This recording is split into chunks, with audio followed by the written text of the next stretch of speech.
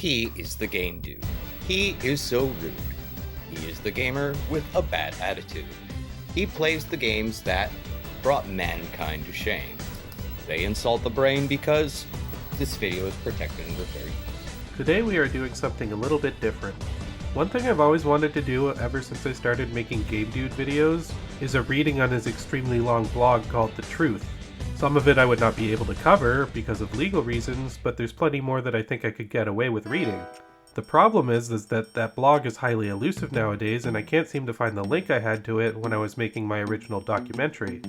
Even then, the only parts of the blog that were readable were the first 2 pages, the story, and the statement.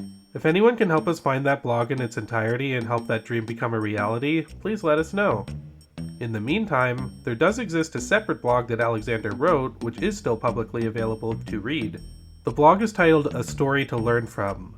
This is a much shorter and more condensed version of the Alana story. If you look at the dates for both blogs, you can see the longer one was posted on March 10th, 2014, whereas the shorter one was posted on March 15th, 2013. The year-long time difference is important because it means this blog was posted before a lot of the events that were covered in the later blog, including the court documents, police interviews, and Alexander becoming homeless. I'm going to be reading the shorter blog mostly verbatim in this video. If you don't want to hear my narration, then I'll also post a link to the original blog in the video description. There will be a couple of points during the reading where I will interject to give some context, but I'll keep it brief. I feel like I've been dragging on my intros lately, so without further ado, here's A Story to Learn From by Alexander Badger. I still don't really know how to pronounce his last name. Do you want to know a story? I'm gonna tell you a story, right from the very beginning. You'll learn that true love can always crumble, that no word can fully be trusted, and that the girl that you love may not be the angel that you always thought. Now imagine, 22, first date, first love, first true love, only true love, first kiss, first handhold, first everything. 4 years, 4 entire years, love, happiness, best friends forever, boyfriend, girlfriend. We were in an open relationship for a while. Eventually I decided against the idea. She cried and pleaded, "I promise I'll only sleep with you. I don't even want to kiss other guys." We closed our relationship and became boyfriend and girlfriend without the titles. We were even very close to becoming officially boyfriend and girlfriend again. Now merely days later, I see a conversation. She immediately planned to sleep with a complete stranger and a disgustingly perverted internet creep. Holy fucking shit. She ripped my heart out and smashed it with a sledgehammer. As a side note, I did not mispronounce sledgehammer. Alexander literally wrote sledgehammer. She torpedoed me into a black hole. She lied, shattered the trust, and attempted cheating is still cheating. The conversation is an absolute joke. People don't even think it's real. It would actually make a hilarious short film. She gave him her phone number. I even found her where they were going to meet at the specified time. I dropped the printed conversation in front of her on the table and said, "This terminates our friendship," before leaving. Guy never showed up. He was an internet troll. This is where I should have eternally ceased communication with her. Unfortunately, I was so severely fucked up and wanted so many answers that I called her excessively. Stupid me. A guy picks up the phone. "Tell me he's your boyfriend." What the fuck? She tells me he's joking. She also told me she only promised to slowly sleep with me because I was bugging her. Bullshit! It's because I didn't want to sleep with her. She later told me that she was going to sleep with him because he asked her to. What if he asked her to jump off a bridge? I kept calling only to have a cop call me to tell me that she never wants to see me again. I later see her again, and she tells me that it's only for 5 months. She accused me of being associated with the troll, which is bullshit.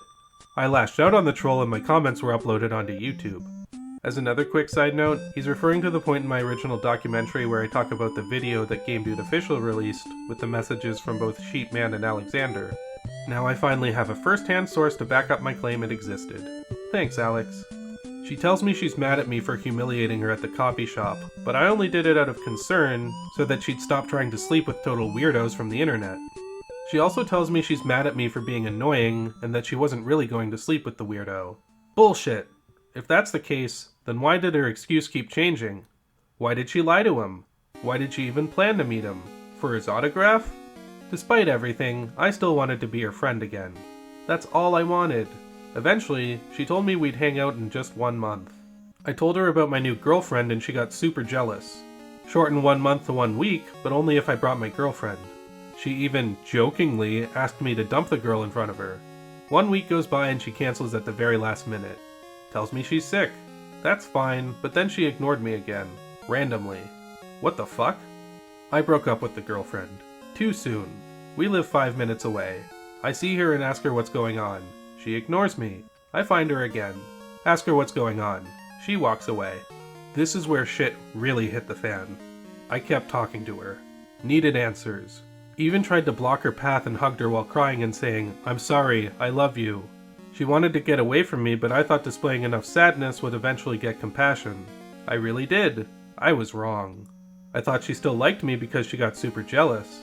She accused me of assaulting her. Lack of intent. Lack of knowledge. Case dismissed.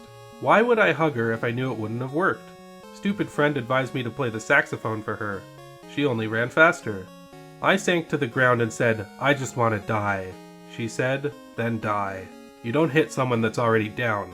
God himself would never say that to Satan, and I had a friend who committed suicide after a breakup, and he never ever heard those words. Then she said, "I never want to see you again." This all happened so shortly after a bunch of other shit, including losing 3 other best friends. Did she care? Nope. Same cop called again. Didn't stop the phone calls and enormous excess of emails. Some justified and explained everything to her. Every minute detail. Some asked a lot of questions. Some criticized. Some apologized. Some were even happy. Not a single email fixed anything. She refused to listen. She refused to communicate. Hardly replied at all. I should have left her alone, but I was so traumatized. Every breath was fire. I went nuts. Freaked out. Was never in this situation before. Didn't know what to do. Didn't know how to act. Didn't know what to say. Tried everything to fix everything, but only continued to ruin everything. Left her flowers. Bad move, but I didn't even know if she ever got them. Made a Rick Astley lip sync video for her. She hated it. Accused me of spreading internet rumors about her. Only talked about the situation for thoughts and never revealed her identity. Accused me of creeping her Facebook. How? I had her blocked. Accused me of following her. I have to share a bus for tennis practice. So many false accusations. I admit I did not handle the situation well at all, but can you really blame me? I was severely fucked up. Psychologically and emotionally destroyed. My heart still stings. I feel sick. Complete lack of experience. I even apologized for merely reacting childishly to her cheating. Sounds stupid because it is, and that's all I really did. Apologize for something as stupid as that? How pathetic. Then again, I did really act childish. She can't forgive the mess she created? Then why should I feel bad at all? Why should I forgive her? Why should I want her back? Her failing to forgive and apologize made me realize that I don't need to move on. I deserve to. My mind kept changing. Need her back? Need her gone? It finally cleared and I fully realized that I never do want to see her again. Not now, not ever, despite our promise to be friends forever. Am I completely over her? Not yet. It will take a long time. I keep seeing her everywhere I go. She's in my dreams. She's in my thoughts. It's a nightmare. I was scared of losing her, but I didn't realize that I already lost her when she cheated. Never would have worked anyway after that. Part of me wants to believe that she never would have slept with that weirdo, but the rest of me feels that it's simply bullshit. She barely even defended herself regarding it. Does she hate me because she feels bad? Does she hate me because I reacted childishly? I don't know, and I don't care anymore. Was it wrong to react the way I did? Yes, but I didn't know any better. I had never had my heart broken before. This shit happens to kids when they're 12. Not an adult that's 24. There's a religious reason I never dated before 22. Had I when I was 12, and I would have known what to do from the very beginning. I would have been immune to all this bullshit by now. Worst thing is that she doesn't even realize what she's done. She's just going to break somebody else's heart. I'm still concerned about her lifestyle. Do you know how dangerous sleeping with complete strangers and total internet creeps can be? Anyway, I just wanted to share my story. Now you know what happened. I'm happy the nightmare is finally over. I will move on and forget about her. It will just take some time. So, there you have it. Obviously the longer blog goes into much more detail, contains events from much later in the story, and features a lot more of Alexander repeating his points. Much like this shorter blog, this video is kind of a sample of what we could potentially do if we found the longer blog. Guess we'll have to wait and see, but in the meantime, let me know if you like this video. Also, fun fact, I searched up Sledgehammer on Google, and it's actually the name for a septic tank company. The more you know. Not sure how to end this video, so here's a couple of obscure Game Dude clips. Enjoy! I believe in Easter Beavis! Fighting games are the best. Fighting games are awesome.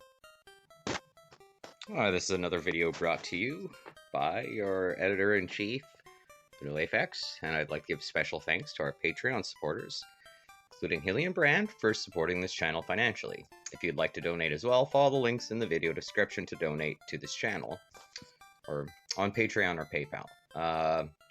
Join our Discord server as well, because we're here, me and Ian, and, well, Hilly and Brand's over there too, and we got a bunch of other subscribers and cool people to talk to. But yeah, if you feel so inclined, subscribe to the channel if you aren't already, and share and like the videos. There's going to be lots more content coming soon.